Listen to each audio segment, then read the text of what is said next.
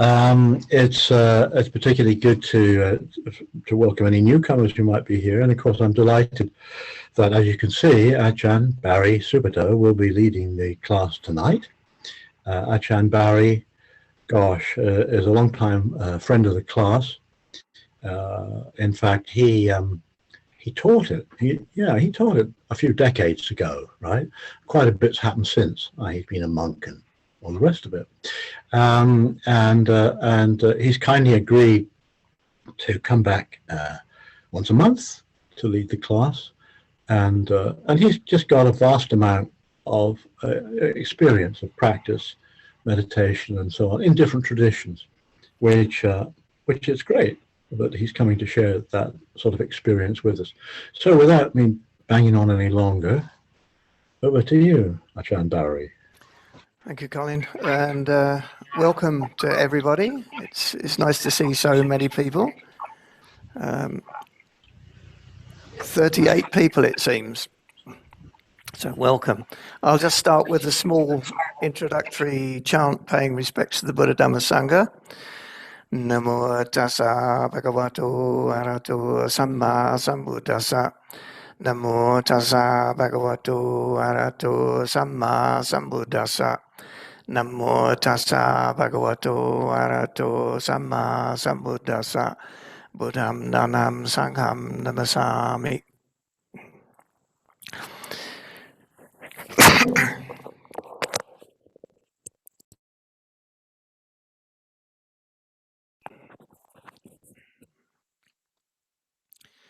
I don't know if any of you, I can see one who's sat, meditated, or been to a meeting with me before. I nearly always do the same thing because I think it's the most important thing, and that is to be truly mindful. Now, I say truly mindful because most of what is interpreted as mindful is often self-consciousness. I am doing this. I am cleaning my teeth. I am walking slowly. I am this, I am that. But my encouragement is to use the body, the breath, or the sound of silence, to come back to notice the sensations. Now, that's slightly different, my emphasis being slightly different, is when we are present, there is an opportunity to truly let go, to truly see prior to the thinking mind, prior to us creating samsara being the world that we create, we project onto and think that that is it. But it's clouded, it's veiled by our own conditioning, views and opinions. So getting to see that space, coming back to the present moment. Now, it's not, the present moment is the technique. It's not really about the technique. It's about coming back, but then noticing. How is it when I am feeling my backside sitting on the seat? Just everybody now, just feel a particular part of the body. Say your hands, your backside. Now, you don't need to think about this. It's experience, just experience. What happens with your mind? Well, I call it your heart mind, when there is just that awareness.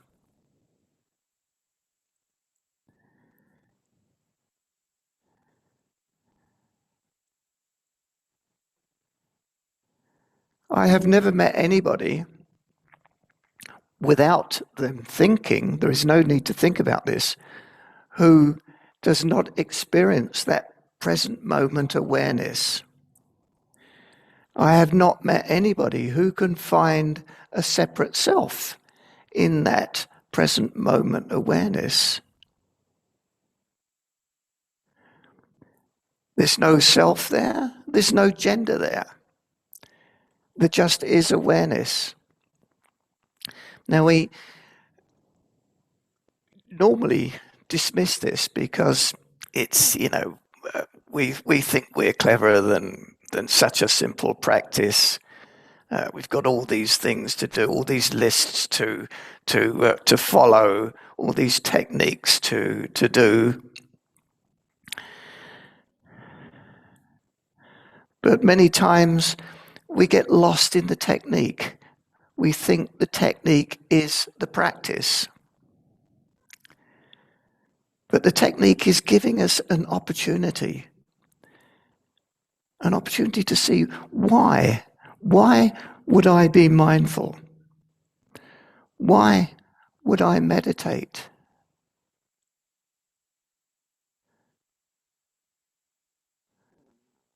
And the way I see it, because it gives us that opportunity to get to know our intuitive side, our intuition, our wise side, our true refuge. Getting to know that, not by thinking about it, not by judging it, by analyzing it, but by experiencing it, starting to trust it. Trust, sometimes this letting go, it's a bit difficult because we don't trust it. Or what's going to happen? I'll just fall apart if I let go of myself. How can that work? I need to go to work tomorrow. I need to do complicated things. But that space, that awareness, you can do anything. You can live your life from that place of awareness, which is not so clouded by our self, by our selfishness, by our desires, by our attachments. There's a true letting go. I say true again because we cannot let go. Oftentimes you hear, just let go. We cannot let go because it's bias. But if we come back to the present moment, noticing that place, there is a natural letting go. And it's nothing to do with us. It's nothing to do with my ego or myself. There is just a letting go.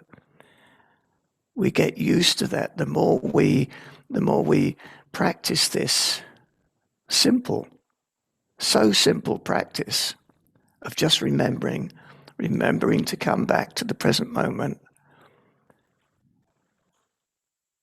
noticing in all situations, whilst going to work, while driving to work, while walking, while talking, while having an argument.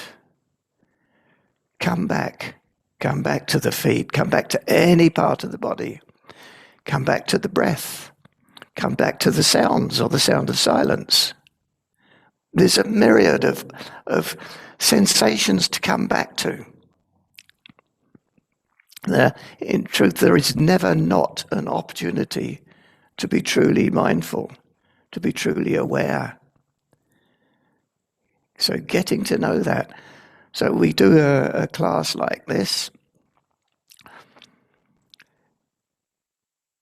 I will lead a sweeping guided meditation. But this is a special thing.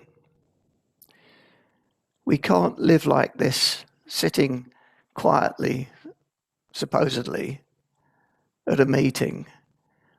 This is about getting to know that space, getting to take it into your ordinary everyday life. And this is where the real practice is done, bringing it into your ordinary life. This is bringing to life the eightfold path. getting to understand the suffering. This is the noble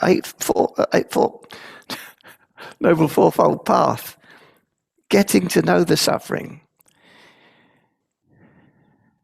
Getting to know the causes of suffering. Attachments, desires to be, to get rid of, to become. And getting to know the cessation. The cessation can be known in that place, in that space, before the mind, the thinking, deluded mind takes over. Getting to know that. Then, most importantly, is bringing those insights, bringing that wisdom into every movement and action, right thoughts, right speech, right action. In every opportunity, in every moment that we remember.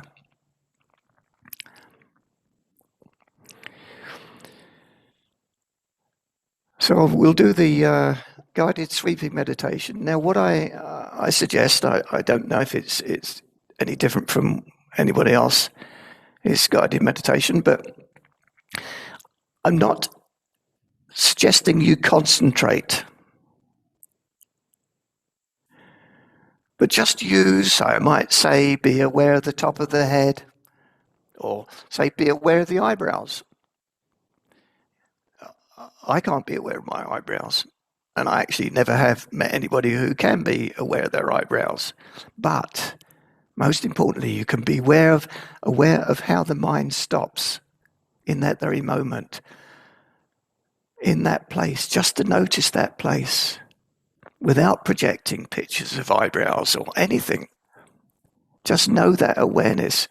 So each time I suggest be aware of a different part. It's not relevant if you cannot see. I say top of the head. Do not project a picture of the top of the head. Just take your consciousness, your awareness there, and there's a stopping. So it's not about attaching to or concentrating. It's about noticing that space each time we move our awareness to another part. Not sticking to one part, because that makes it hard work. It's concentration, which is very, very vulnerable. It's easily upset. So just getting to see that place. So ideally sitting in a reasonably upright posture, which obviously is not easy for everybody if their body doesn't allow that. There's nothing holy in an upright posture, by the way. There's just using what you can to help with your awareness.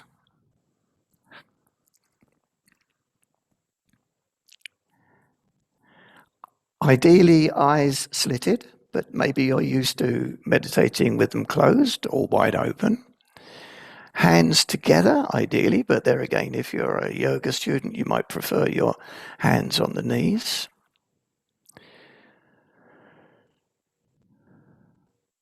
Slightly pushing up the crown of the head, which brings the chin in, so the face is vertical. There's a tendency if our head is back to go off into dreams, or if it's forward, we go off into sort of sleep, a different form of dream.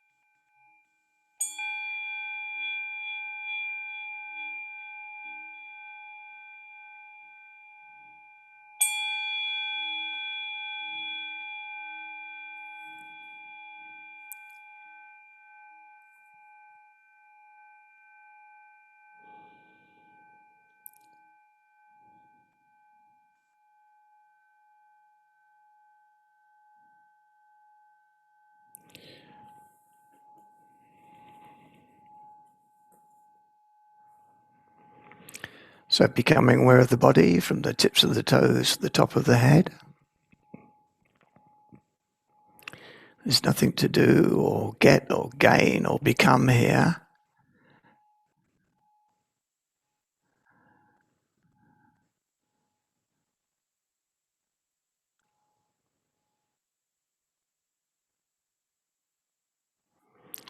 Just noticing things settling down after getting ready for this meeting, perhaps traveling from work, whatever. Just settling down, just being with the body, just being aware. No analyzing, no adjusting, no thinking, just awareness. When the mind does start to wander, which is its nature, it's divisive by nature, just come back. Awareness is awareness. Come back to the body or the breath or the sounds or the sound of silence.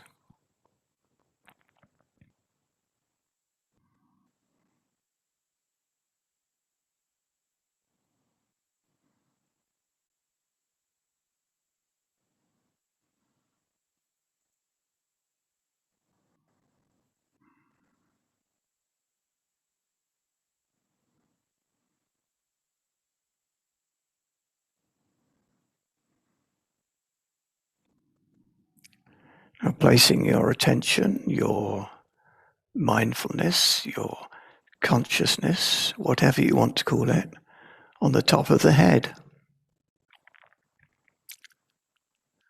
As I say, not projecting a picture, just noticing.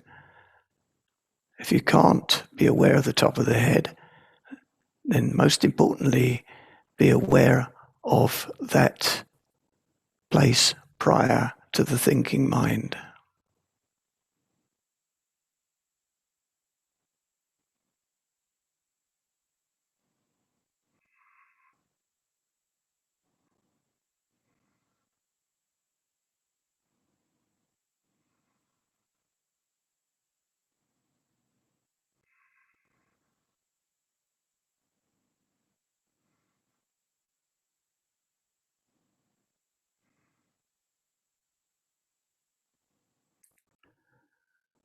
So now becoming aware of the back of the head.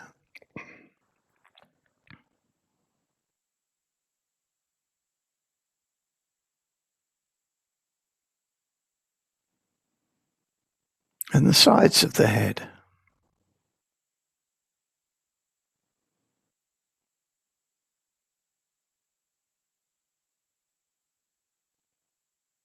And the ears.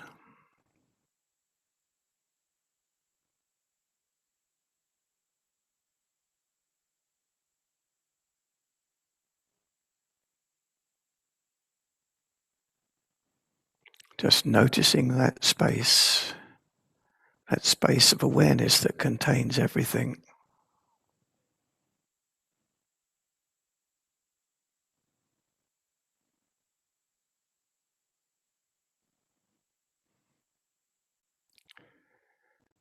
Now letting that awareness spread down the forehead.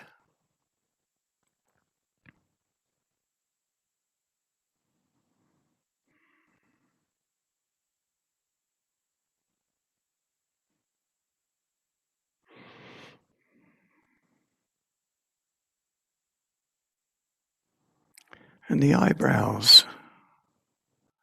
What happens when you move your attention to the eyebrows?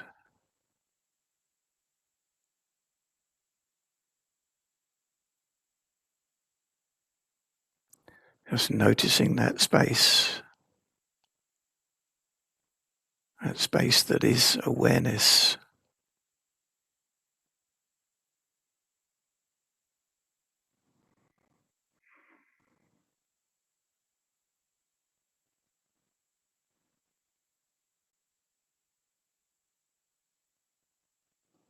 Now becoming aware of the eyes and the eyelids and the eyelashes.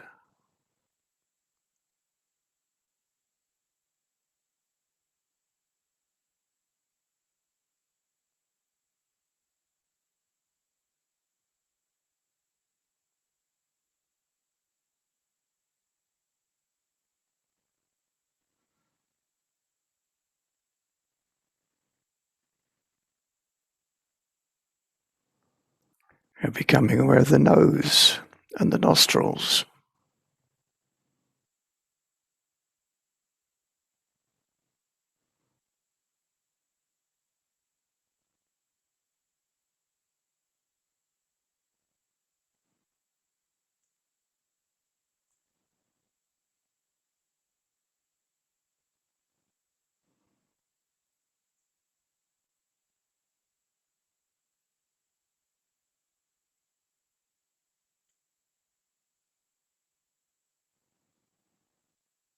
Becoming aware of the mouth, inside the mouth, the tongue.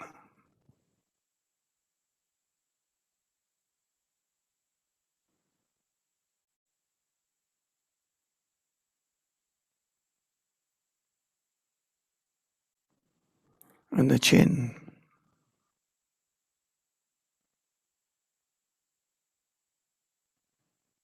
Being aware of the jaw and the cheeks of the face.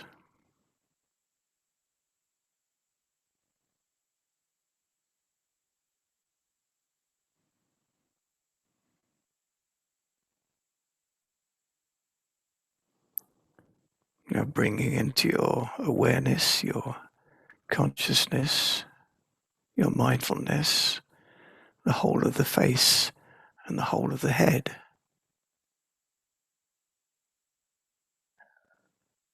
Do not project a picture. Maybe there is just space.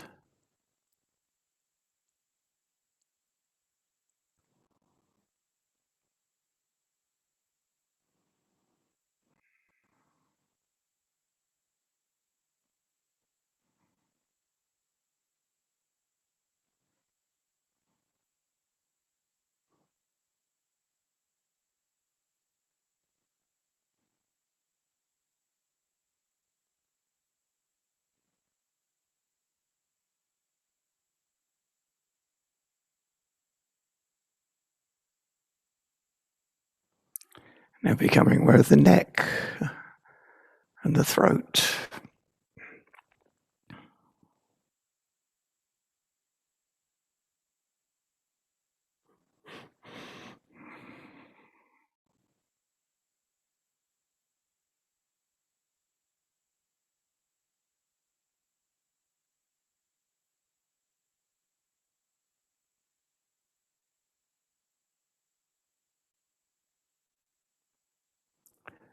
When the mind wanders, just gently come back. Do not scold yourself, beat yourself up. We start again every moment, every second, every split second, a new start.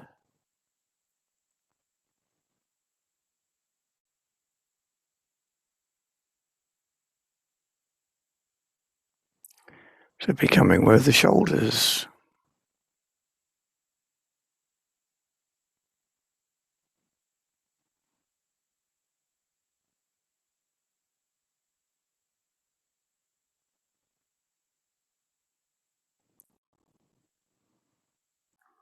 And the arms, the upper arms from the shoulders down to the elbows. The sides, the front and the back of the arms.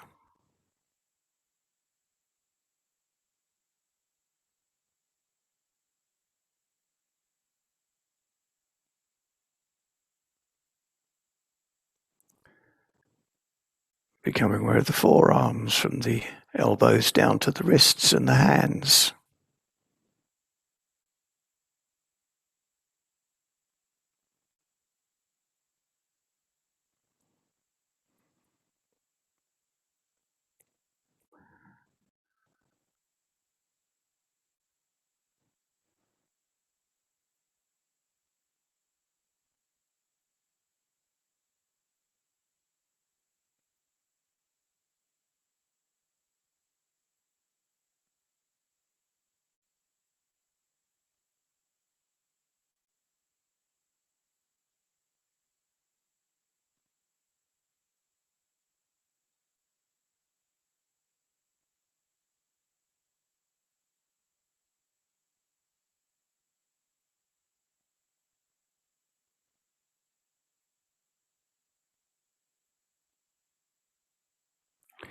Now becoming aware of the hands,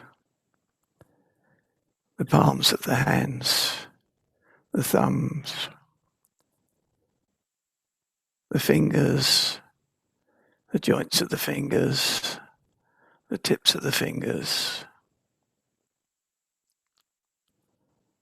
So say, not projecting, just noticing that space of awareness. Becoming aware of the back of the hands, the knuckles, the fingers, the joints of the fingers, the tips of the fingers, and the fingernails. What happens when you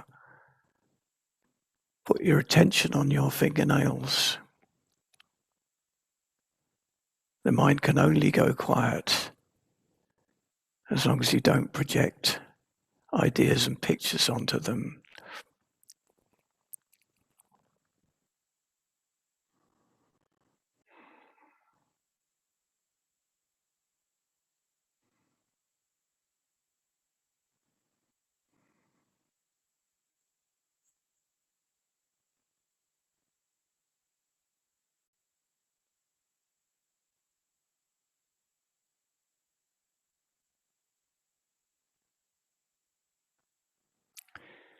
Now bringing your hands, your arms, the shoulders, the neck, the head and the face into your awareness.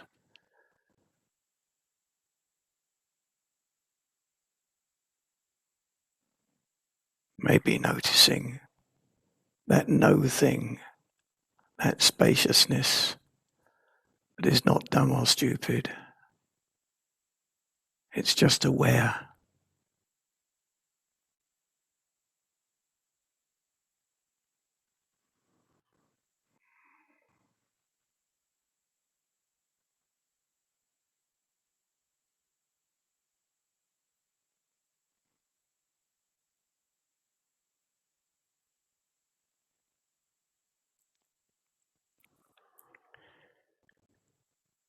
Now letting that awareness spread down from the shoulders, down the back,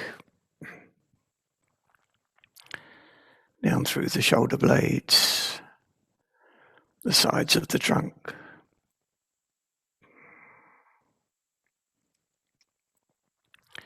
down the spine, the arch of the back, the small of the back,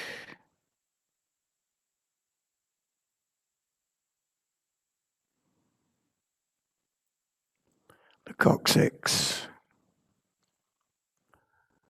the buttocks and the hips.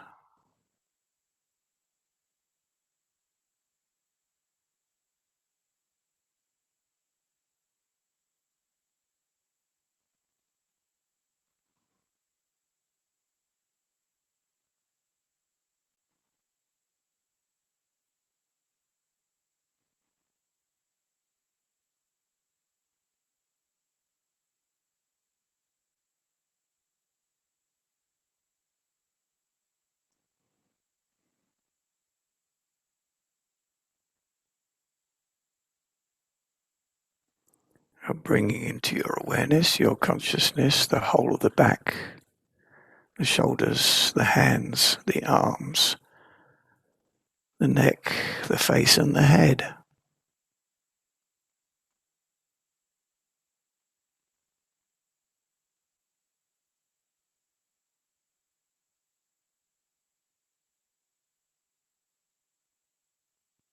There's nothing to think about or analyze here. It's just going back to our true nature, which is awareness.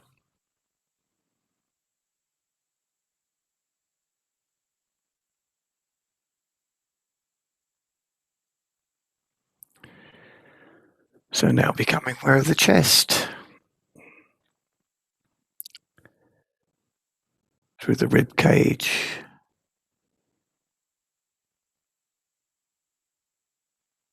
the diaphragm, the lungs, the stomach,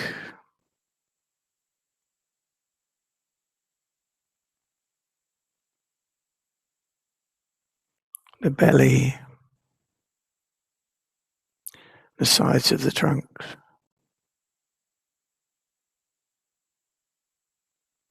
the navel,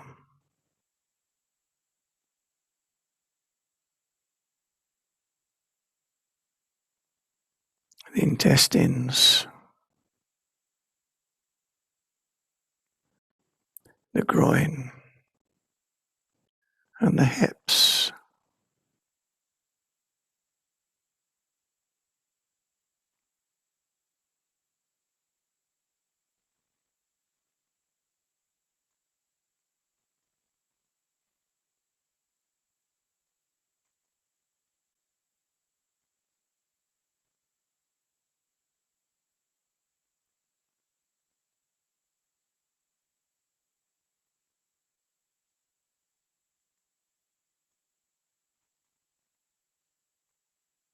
Bringing the whole of the trunk of the body, the back, the front, the arms, the shoulders, the neck, the head and the face into your awareness. Maybe there's nothing there to be aware of, but there is just awareness.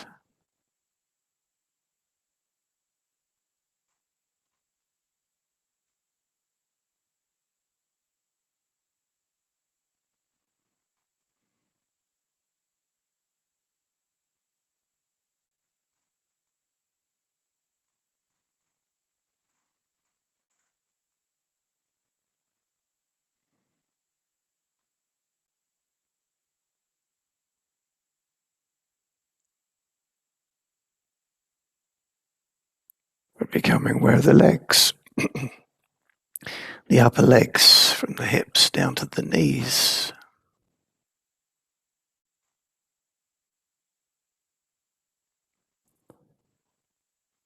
The front of the legs, the back of the legs, and the sides of the legs. Just noticing any feelings, not altering, not judging, just noticing, just being aware of.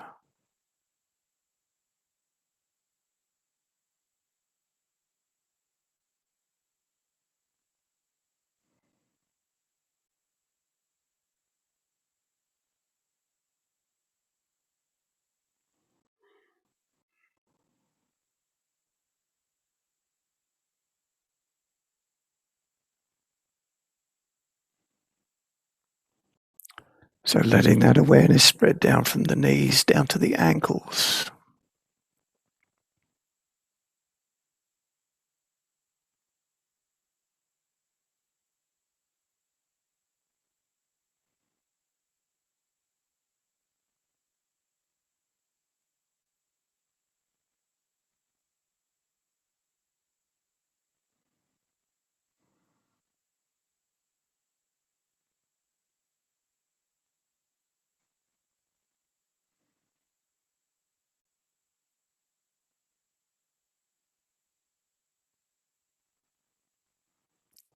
And becoming aware of the feet, the tops of the feet, the sides of the feet,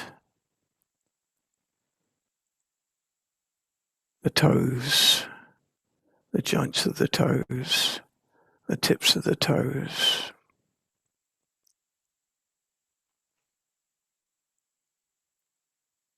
And the heels, and the arch of the feet, the soles of the feet, the balls of the feet, the joints of the toes, the tips of the toes. And be aware of the toenails. Just noticing, just being aware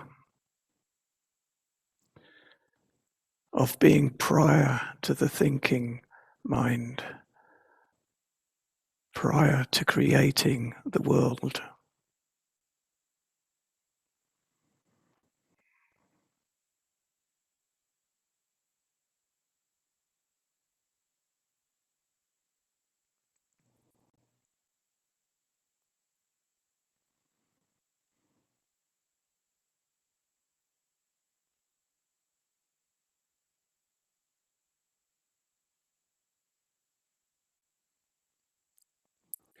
Now bringing the whole of your body from the tips of the toes to the top of the head into your awareness, into your mindfulness, to your bare attention.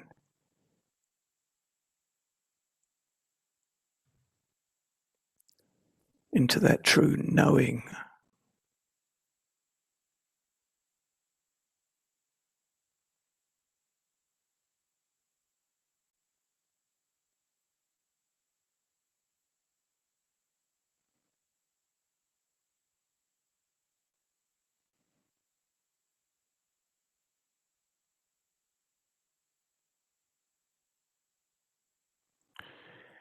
Being aware of the breath.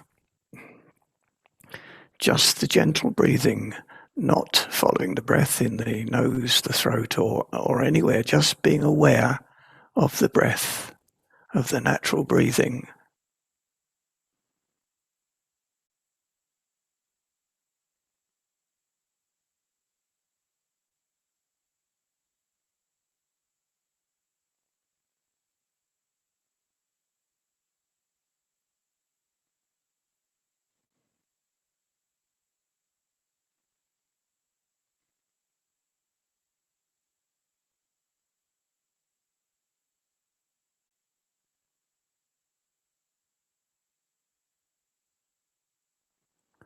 Maybe listening perhaps to the sound of silence, which is if you just listen without placing pictures or projecting onto things, just noticing how the heart-mind is at peace.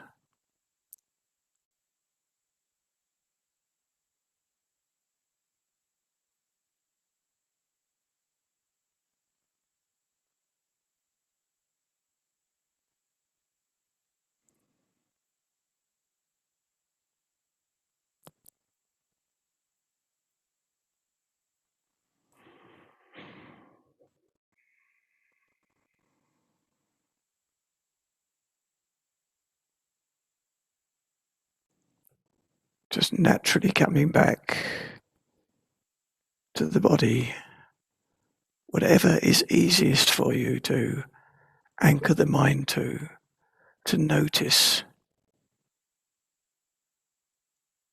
how it really is before we start to make films and pictures.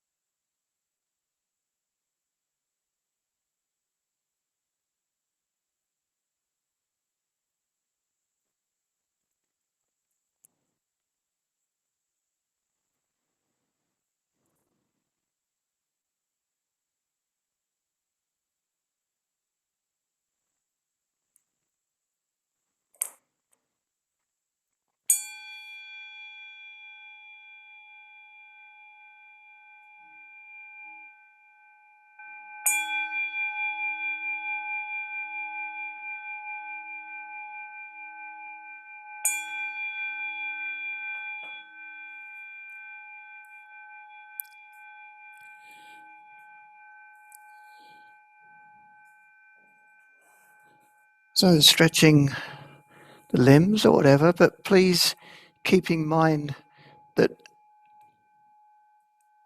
you can be just as aware in movement as in sitting still, as in being still. We learn to do things from that place of awareness, not from that place of being carried away by views, thoughts, opinions, attachments. We start to live before all this stuff is reborn into the next moment. We start to live with more clarity, more perspective, more responsive instead of reactive, more content by letting go of this self, this separate self, of the saying, the thinking mind is the greatest tool human beings have, but it's the most terrible master. And the intellect has completely taken over our intuitive knowing. Now, there's nothing wrong with the thinking mind. It's just a matter of bringing it back into balance, knowing our intuitive side, using our thinking as a tool. It can be a wise tool, but we're not carried away by it.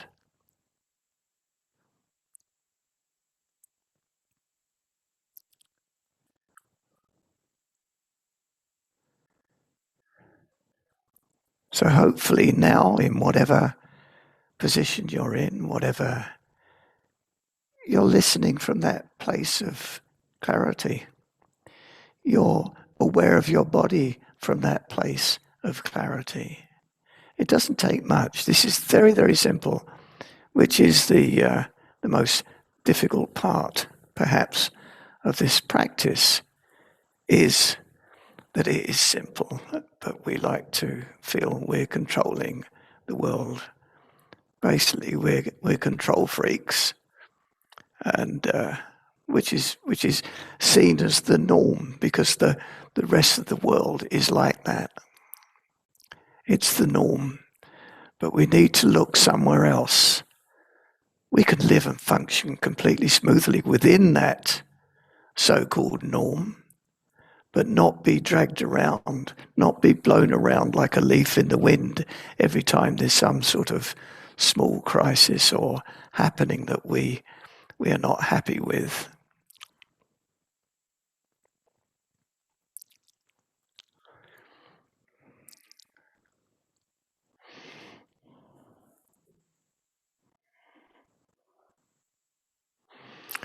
And then we'll sit another period.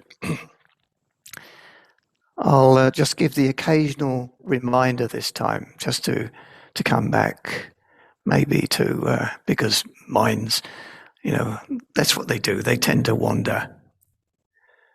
It's not a problem. If we think it's a problem, we're making a problem. It's not a problem.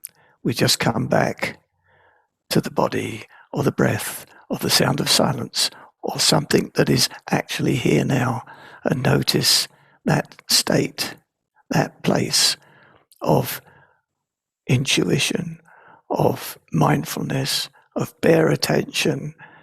Call it what you will.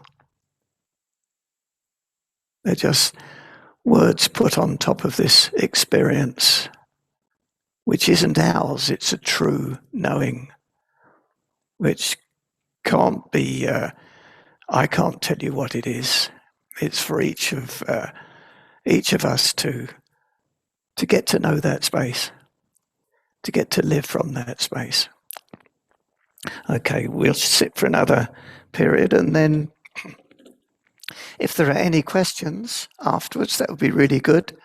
If there's any misunderstanding, or I'm not being particularly clear, or you think I'm crazy, just let me know.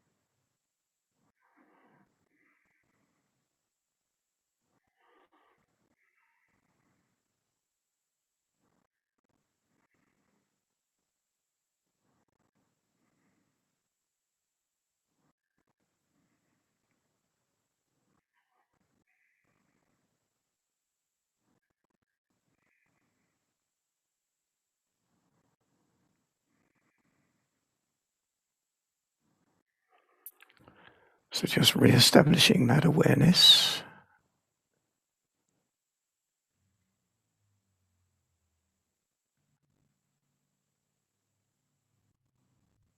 When awareness is re-established, there is present moment. When there is present moment, there is an opportunity to see that stopping into a true awareness.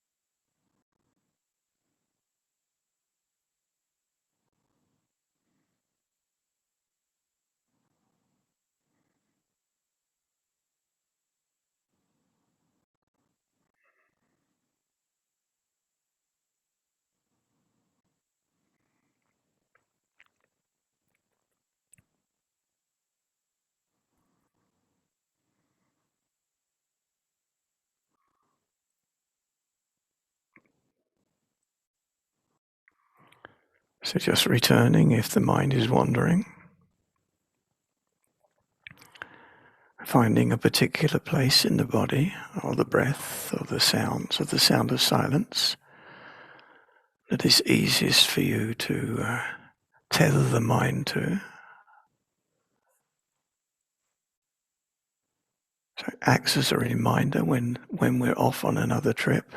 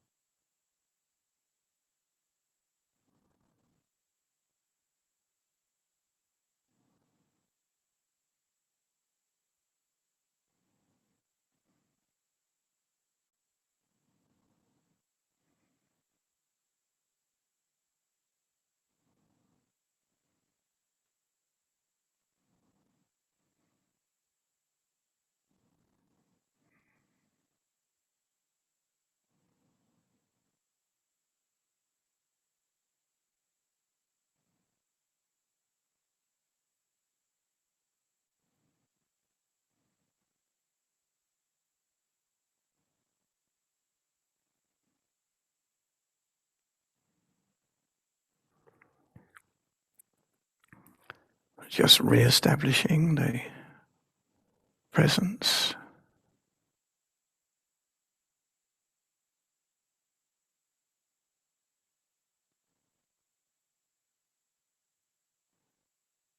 Just returning the mind with absolute metta, with loving kindness. That's just the mind's nature. Just come back and notice, be aware.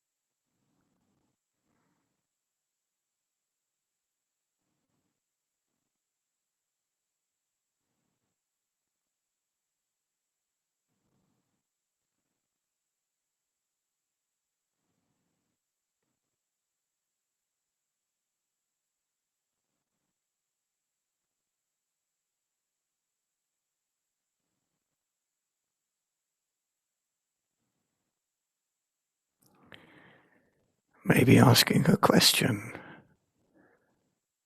on the Four Noble Truths of what is suffering?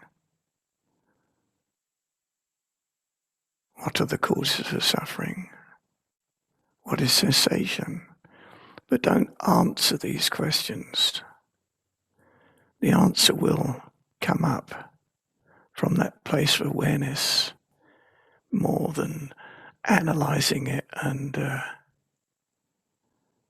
placing our own interpretation on the question.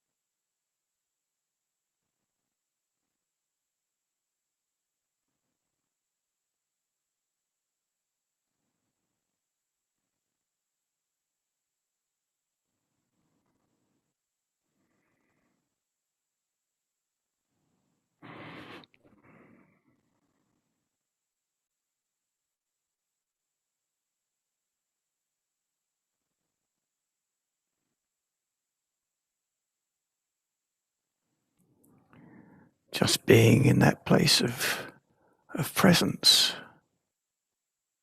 of quietness, of peace. Getting to know that, getting to trust it.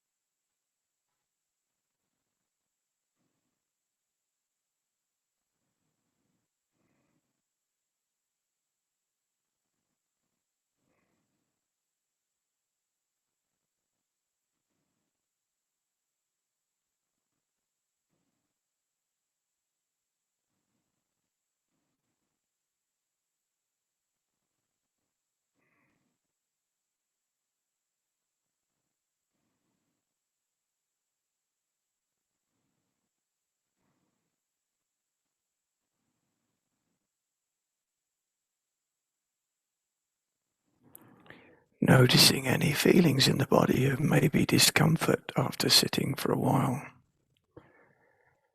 Don't react to these feelings. Look at them.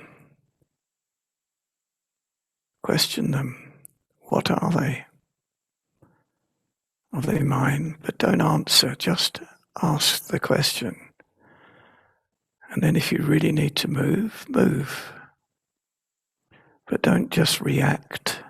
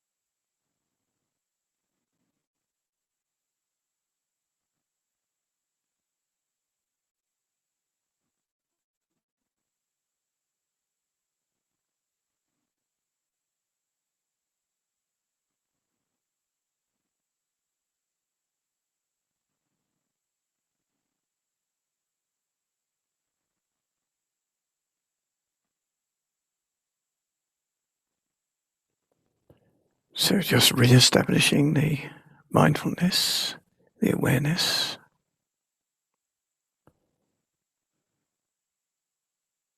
There are only beginnings here. We begin right now. We begin right now.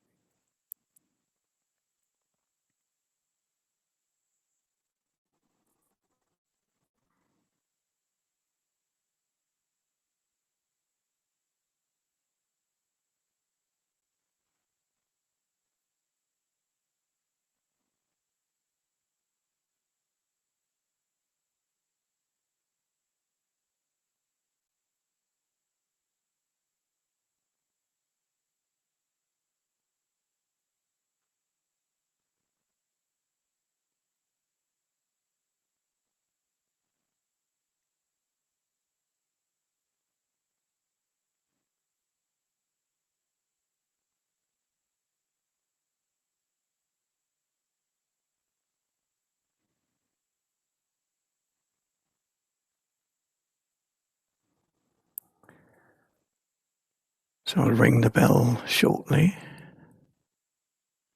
but please don't think in terms of the meditation coming to an end. If we truly practice, it never ends. It's in every moment.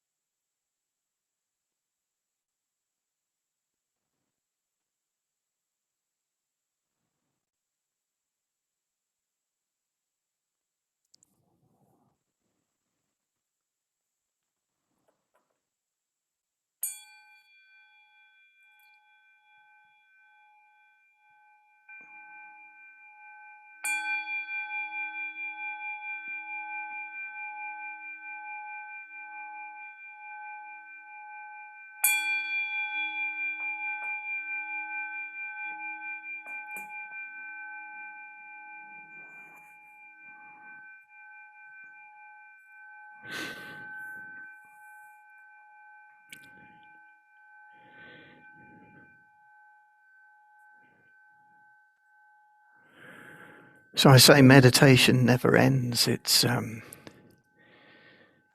far as I see, meditation is about awareness, allowing the mind, the heart to settle down, getting in tune with life the way it is, not the way we think it is or project as we would want it to be.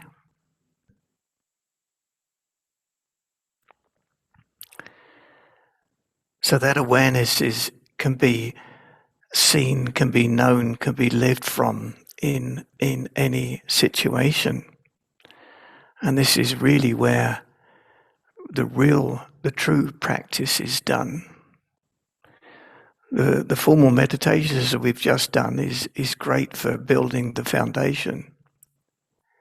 It's wonderful, but we need to build the rest of the house, so to speak, or practice the Eightfold path, bringing that knowing, that awareness, that mindfulness into our every movement, every thought.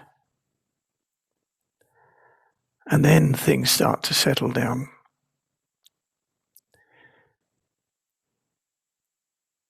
We need to look somewhere else because the problem is basically we're all searching for something to improve our lives, other people's lives. But the search is the problem. It's only when we let go of that search that things you start to really understand and see things the way they are. That search that we normally pursuing is for the self, for its desire to be, to get, to become, to criticize or whatever. But looking somewhere else, looking, say, within, looking at that, getting to know that place that is prior to the thinking mind, which isn't stupid or dumb, it's very bright. And then there is a true letting go of that idea of a self. So does anybody have any questions or queries or whatevers?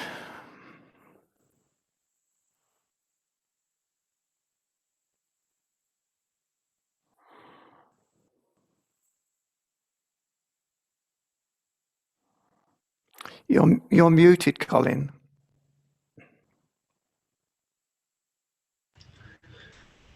Yeah, I was asking Wongdu to unmute everybody so that we can ask questions, and also just reminding folks that if you'd rather send a question or a comment through by chat, that's just fine. We can handle that. We can check that.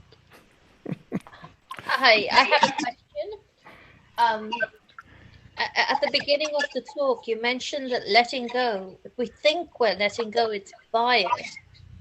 I didn't really understand what you meant by bias in that context. I'm sorry, could you ask that again? It's not very clear. There's a lot of interference. Can you ask again? Hello, is this better? That's much better, yeah. Oh, good.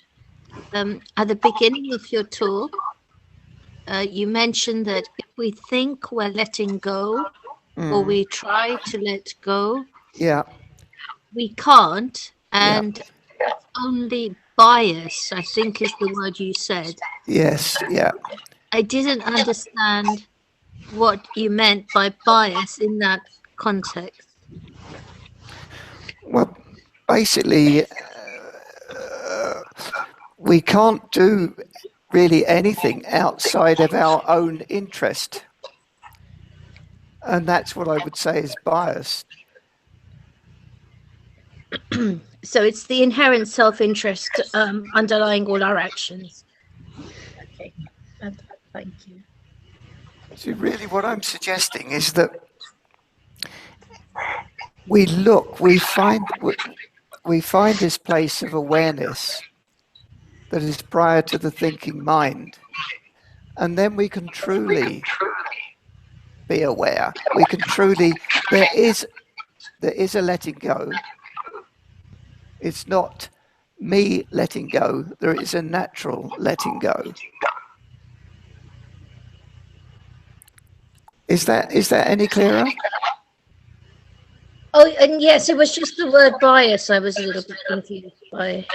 But yes, that's extremely clear. And I kind of have difficulties when people talk about no self and all this, because, you know, you can't, it's back to this bias. You can't consciously, or you're deluding yourself if you think you're in a non-self place.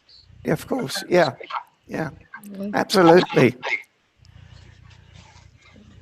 So thank you so much. My pleasure.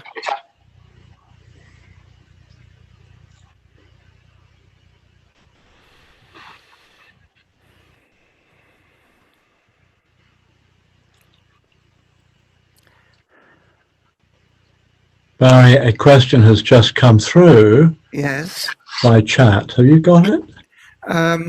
Yes. Can you ask it, because it's right. This is from Lisa and Tom. Thank you, Ajahn, for the very beneficial guided meditation.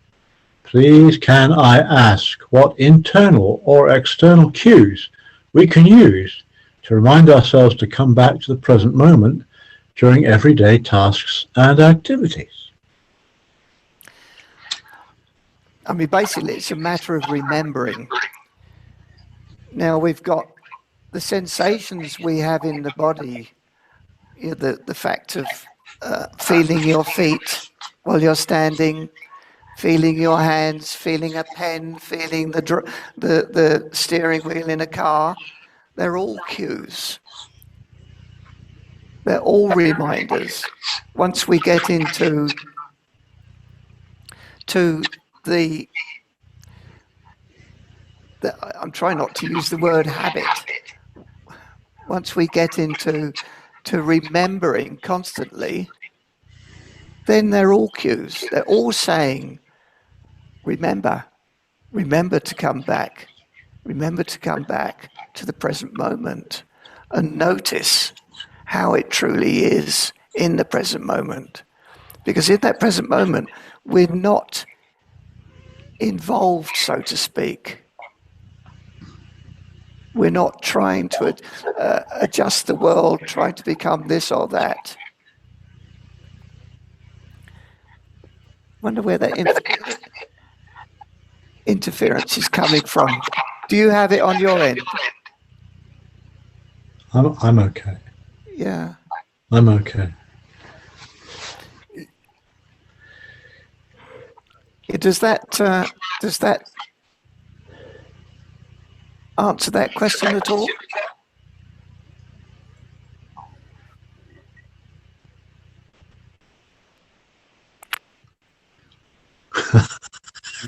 We can hear some echoing sound from you, Subhaddo. I think it's coming from your end. I'm not really sure, but it's... Yeah, it's the same. You talking, Wongdu. Okay.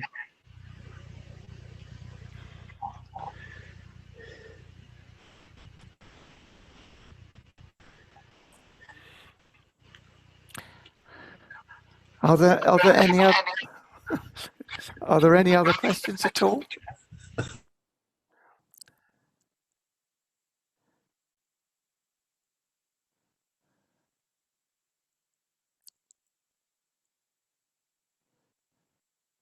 Yeah, nothing's changed on my. It stopped now. No, it hasn't. Yeah. It's strange.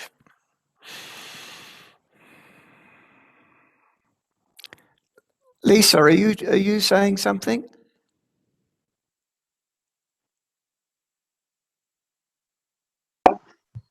I was just saying thank you for your answer to the previous question. Thank you. Very My helpful. Pleasure. Good.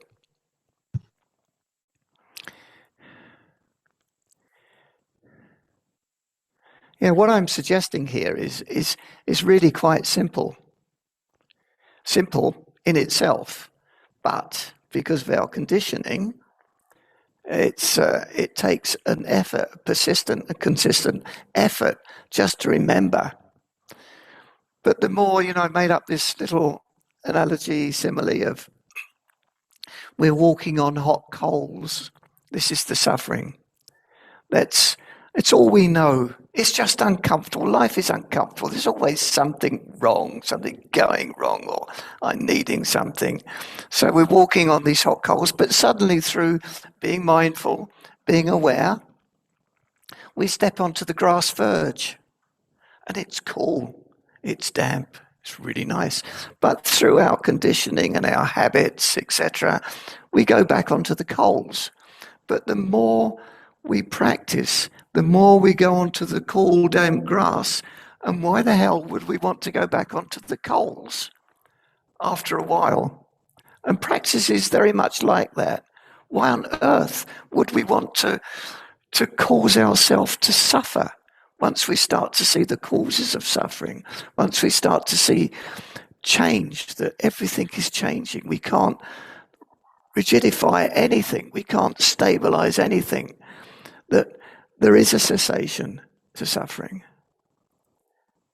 Once we start to see this, once we start to see that there is no self, and many times that's seen as a big deal. Oh yeah, you know, for me to know there's no self, I've got to be some sort of Buddha or something.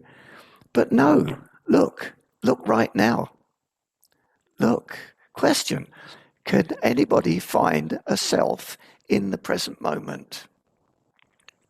I can't, and I've never met anybody who can, without them projecting a view or a picture onto it. Just being open and aware. So let's get to know that place. Let's get to really be aware of that, get to trust it, get to become it, so to speak. And then we can start to see, really see how many of the teachings really make sense, not just from us, oh yes, I understand that, that's great, that really makes sense. No, but truly get to know it, get to see the life in the teaching as not just a bunch of words and ideas, but direct experience.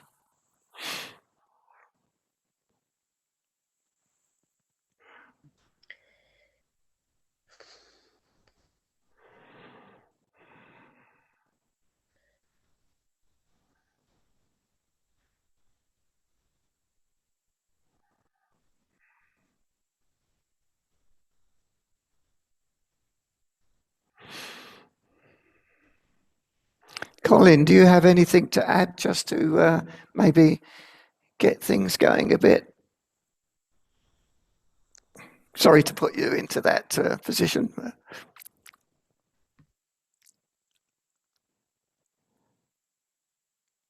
You're muted.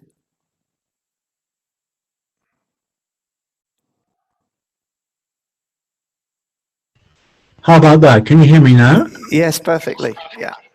Okay. Well, I tell you what, there's no, I don't think there are any shortcuts. In other words, the reason, you know, we come to a class like this or just do formal practice on our own at home is to develop this kind of sensitivity to you know, what's going on, to being aware of our habits. And as you were saying, Ajahn Barry, being aware of how a lot of these habits cause dukkha. And I was thinking of things like, you know, you find yourself going into a routine or something, or even a pattern of thinking, and you just catch yourself doing it. I mean, a lot of it is to me, I'm just being personal about this. There's two things. First of all, developing a lot of sensitivity around how the body feels. And that's I found that particularly useful because I'm a sort of living in your head sort of person. So, I mean, I just find the body scanning exercise formally now, it's just great because, you know, you take it out with you around the place and you can pick up in your body the arising of anxiety or anger or whatever. I mean, it manifests in the body, and that to me is like a cue. Hey, back off a bit. It's that sort of thing. Yeah. And the other thing I sort of noticed is like when we do meditate, and when in formal practice the mind settles down, and we find ourselves coming off all the usual mental activity and stuff, just enjoying it. Actually, how pleasant that actually is. You know, it's an incentive to keep at it, you know? Yeah. Very good point. I mean, you know, when I say like bathing in that place of awareness, that to me is enjoyment. It's not like going to a party enjoyment. It's just, wow, this is, you know, it just is. And as you say with the body, you know, it lets you know continually. Normally what happens is somebody treads on our toes, so to speak, and then that thought goes to the body, and then the body responds. And generally, the energy goes back into the thinking. Oh, whoozy, he's treading on my toe, etc., etc. But we don't need to do that. We can be aware within the body, in our awareness.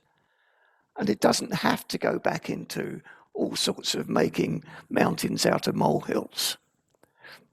So it's all reminding us.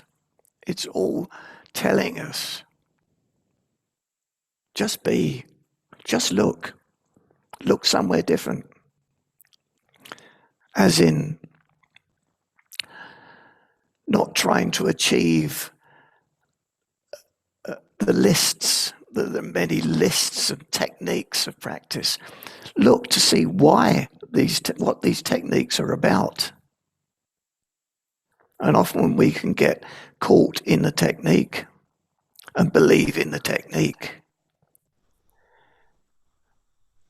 And we might become extremely good at the technique. We might become extremely good at being mindful. I am doing mindful. I am perfectly all day long. I'm doing this, I'm doing that. But the question is why? Because oftentimes we forget why. And the why is it gives an opportunity to see that spaciousness before we start creating the samsaric world. It gives us that opportunity. Why is an important question, not to be answered intellectually, but to look. Why? Why? Why are we doing this? Why am I practicing Buddhism? Now I practice Buddhism, so to speak, to let go. Buddhism is about opening the hand, not grasping this teaching, grasping that teaching, but letting go and seeing what it actually means.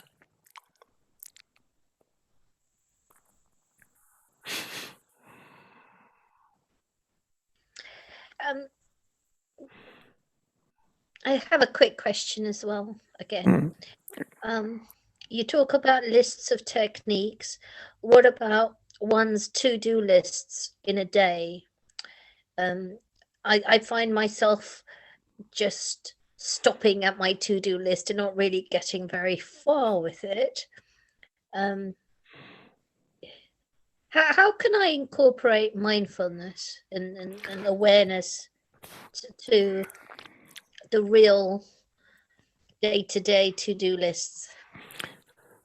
Yeah, well, for one, I would suggest punctuating things you do.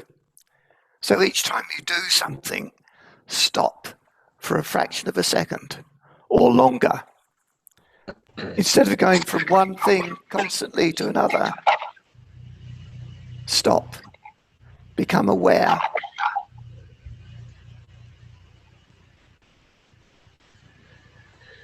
Getting to become more spacious. Sorry about the interference. I don't know where it's.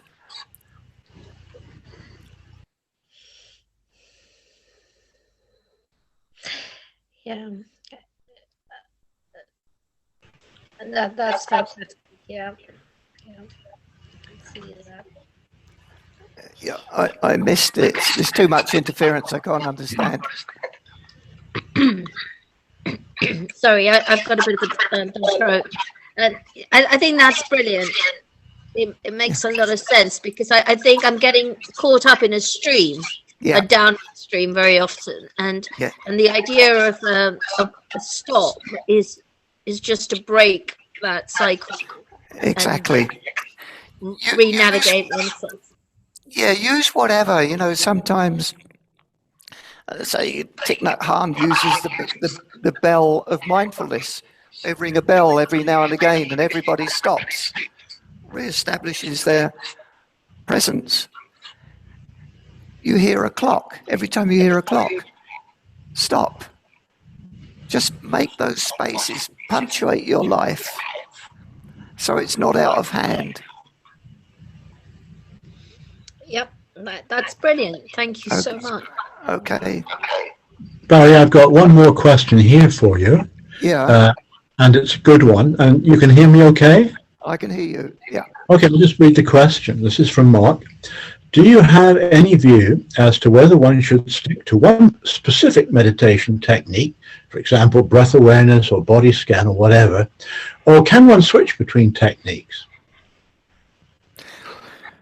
My personal view is, in the beginning of practice, when we first come to Buddhism, it's probably best to stick to one technique, because we're so used to running around doing this. We're unable to keep still. We're unable to have any present moment awareness or concentration.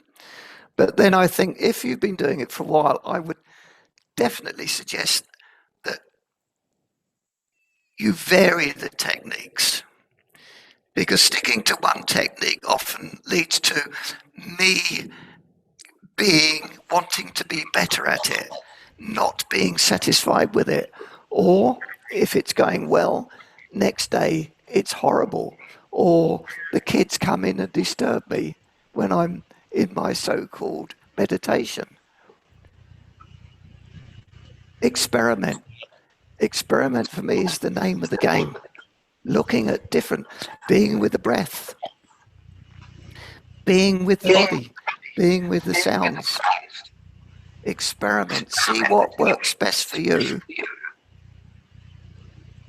But always, the most important thing is noticing that place prior to when the mind kicks in with its thoughts, ideas, and opinions.